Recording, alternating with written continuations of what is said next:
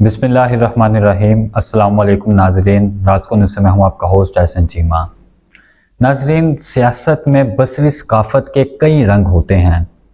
علامتیں اور نشانات کسی بھی سیاسی جماعت کی عوام میں شناخت ہوتی ہیں۔ جو حالات چل رہے ہیں، ہم نے حیران ہونا چھوڑ دیا ہے کہ تحریک انصاف سے آزاد، جمہوری، شفاف اور منصفانہ انتخابات کرانے کی غرض سے وطن عزیز کے آزاد اور آئینی اداروں نے بلہ چھیننے کے لیے کیا کیا حربے استعمال نہیں کیے۔ ہر ایک کو یہ یقین ہو جانا چاہیے کہ سب موروثی سیاسی جماعتوں کے اندر جمہوریت ہے، لیکن نہیں ہے تو تحریک انصاف میں نہیں۔ اور یہ بھی یقین کر لیں، ہم تو کب کے کر چکے ہیں کہ میدان سب کے لیے ہموار ہے۔ ناظرین، آپس کی بات ہے، میدان کی ہمواری کے بارے میں ہم جو کچھ جانتے ہیں، ہماری جو بھی سمجھ بوجھ ہے، صرف اور صرف اسے تبدیل کرنا پڑے گا۔ ہم تو بس بے بس عوام میں سے ہیں۔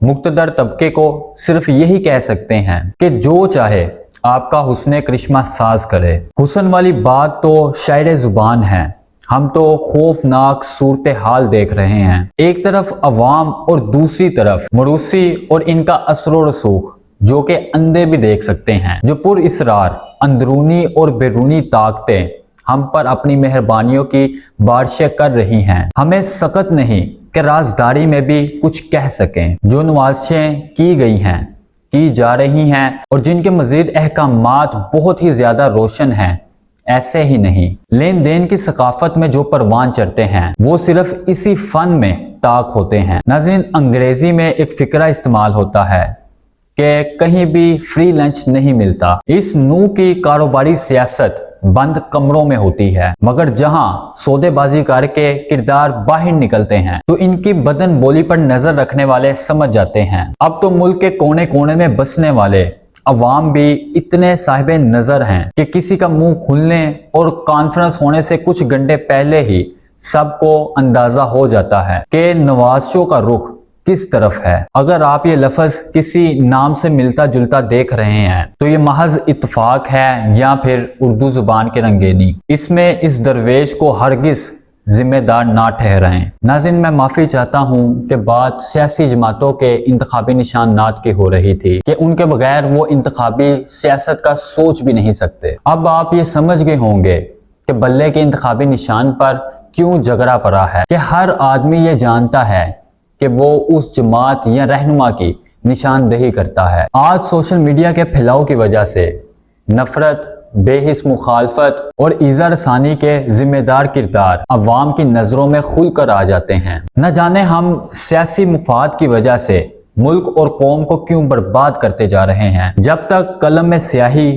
اور زبان میں سخط ہے، ہم یہ سوال اٹھاتے رہیں گے۔ ناظرین، خوف آتا ہے کہ مفاد پرست ٹولے عوام کو دیوار کے ساتھ لگا کر اداروں کو برباد کر رہے ہیں۔ یہ کیسے انتخابات ہیں، کیسی آزادی ہے اور کیسی قانون اور آئین کی تشریح ہے کہ سیاسی جماعت اپنی انتخابی شناخت کے ساتھ میدان میں نہیں اتر سکتی۔ ناظرین، آپ کے سامنے دو انتخابی علامات کی عجیب و غریب تاریخ رکھتا ہوں کہ گدھا کس طرح امریکہ کی ڈیموکریٹک پارٹی اور ہاتھی ریپبلکن پارٹی کا نشان بنا۔ پہلی بات تو یہ ہے کہ کسی الیکشن کمیشن نے یہ نشان تجویز نہیں کیے اور نہ ان جماعتوں نے کوئی درخواست جمع کرائی اور نہ ہی ان نشانات کے بارے میں کوئی کانفرنس ہوئی۔ ناظرین، یہ 19ویں صدی کے ہارپر میگزین کے مشہور زمانہ کارٹونسٹ تھامس ناسٹ کا کارنامہ ہے، جو طنز و مزاح کے لیے جانوروں کا سہارا لیتے تھے۔ ناظرین، پہلے گدھے کی بات کرتے ہیں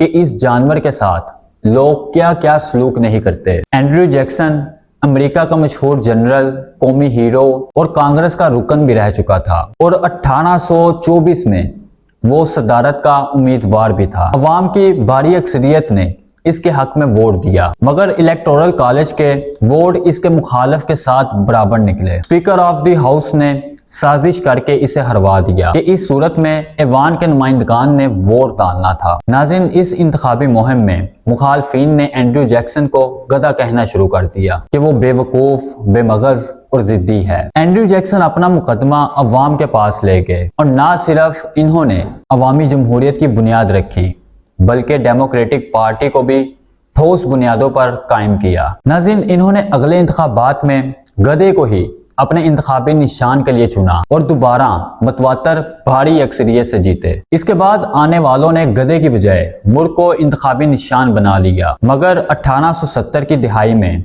थॉमस नास्ट ने डेमोक्रेटिक पार्टी का मजाक उड़ाने और इसकी गैर मौसर पॉलिसियों को निशाने पर रखने के लिए गधे को सियासी कार्टूनों में बार बार इस्तेमाल किया। नाज़रीन, वो अमरीकी सियासत और हुक्मरानों के नकास थे और हर एक सियासी जमात के लिए इन्होंने कोई ना कोई कार्टून मुख्तस किया हुआ था। ये महज एक मनफी किरदार के तौर पर अलामत थी, लेकिन डेमोक्रेटिक पार्टी ने इसे बखुशी कबूल कर लिया। शायद ये बात अमेरिका में आम आदमी भी नहीं जानता, बासुआ दानिश्वर उस्तादों के जो अमेरिकी तारीख और सियासत के तालिब इल्म हैं। बेशक गधा जिद, कम अकली, हमाकत और कंद ज़हन होने की अलामत है, लेकिन इंतखाबी सियासत के हवाले से इसकी तारीखी शनाख्त है। नाज़रीन, ये 1874 के दरमियानी मुद्दत के इंतखाबात थे कि अखबारों में ये सुर्खियां लगना शुरू हो गई कि सदर उलिसिस ग्रांट तीसरी मर्तबा सदारत के उम्मीदवार होंगे। इस मौका पर थॉमस नास्ट ने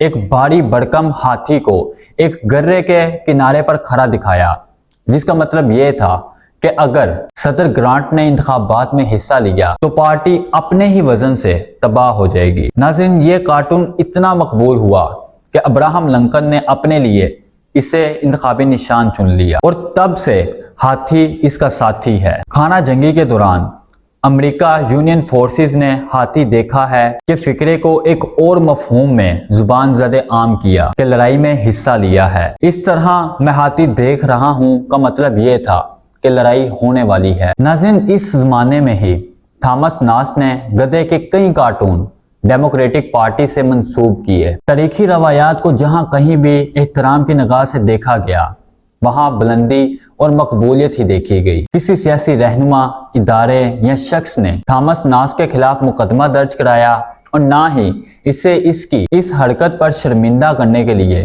कोई भी प्रेस कॉन्फ्रेंस करने पर मजबूर किया। नाज़रीन, इसका नाम निहायत ही एहतराम से लिया जाता है और तारीख इसकी आज़ादी राय और जुर्रत की जानवरों की सूरत में दुनिया की मजबूत जमहूरियत की दो सियासी जमातों के इंतखाबी निशानात की सूरत में गवाही देती है। नाज़रीन, अपनी कौमी सूरत हाल और जो बड़े बड़े दिमाग बड़े बड़े ओहदों पर बैठे ये कर रहे हैं, हम इनके बारे में कुछ नहीं कह सकते। बहरहाल कहीं जबर और बेरहमी का दौर हो और हम खामोशी इख्तियार कर लें, ये भी हमारे कमजोर दिल को गवारा नहीं। अभी तो ये पट्टी चल रही है कि कहानी जारी है, ड्रामा देख रहे हैं। क्या अजीब कैफियत हमारे मुल्क के अकाबरीन ने बना रखी है कि बल्ला है तो सर नहीं, और अगर सर है तो बल्ला नहीं। नाज़रीन, मेरे ख्याल में सर और बल्ला दोनों सलामत रह सकते हैं अगर बुग़्ज़, नफरत, खौफ और ज़ाती मुफादात को पूरे दान में फेंक दें।